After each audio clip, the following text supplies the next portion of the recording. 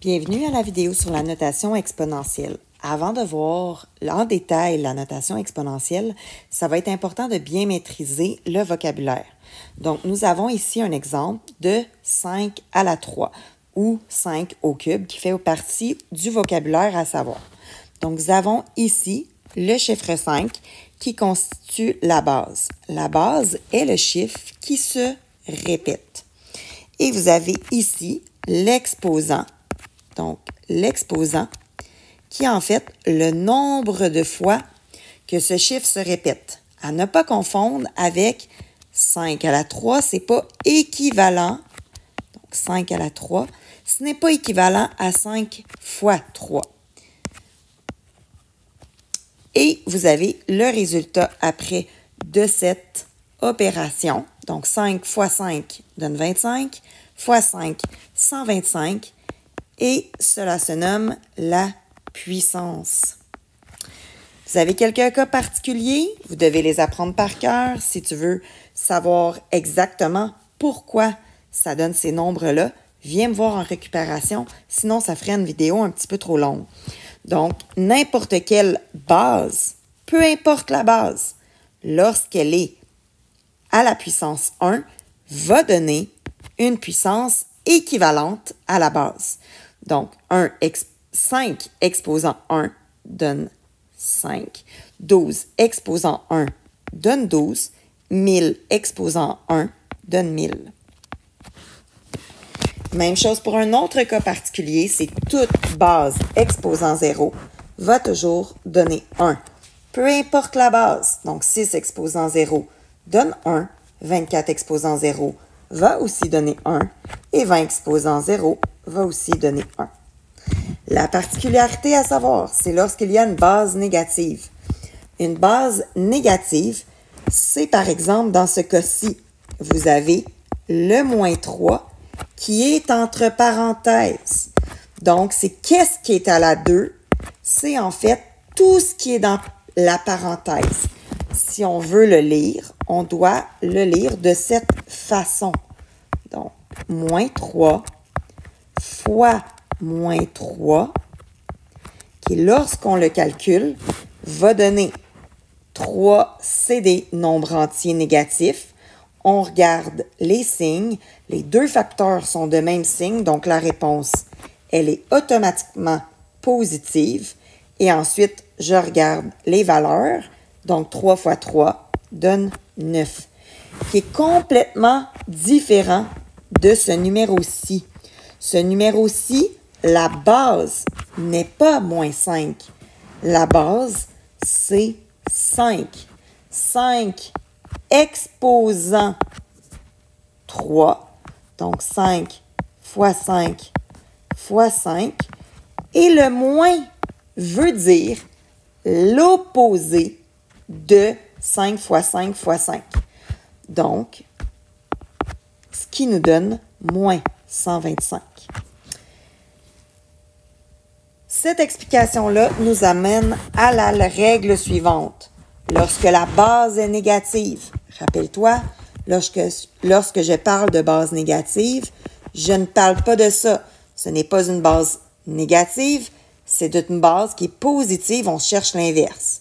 Donc, la base négative, c'est ce cas précis. Donc, lorsque la base est négative et que l'exposant est pair, la réponse va automatiquement être positive.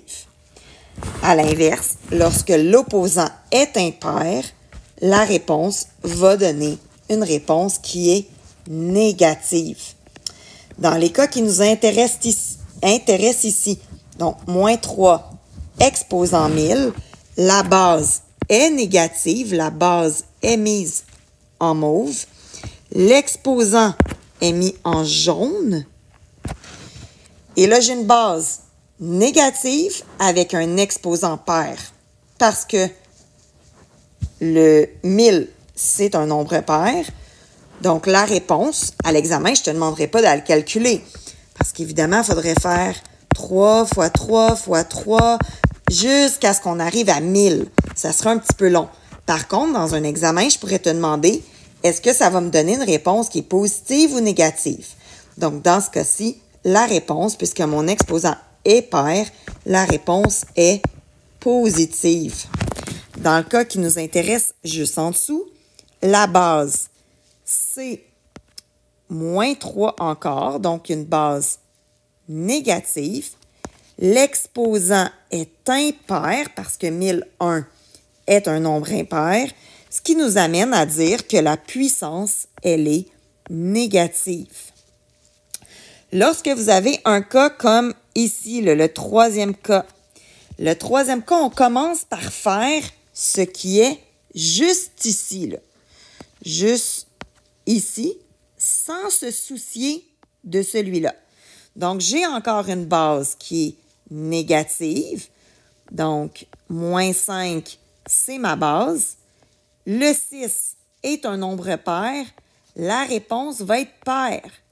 Par contre, le moins en avant signifie que je veux l'inverse. Donc, si ma réponse est positive, ma nouvelle réponse sera donc négative. Dans l'autre cas, c'est exactement la même chose qu'il va falloir faire.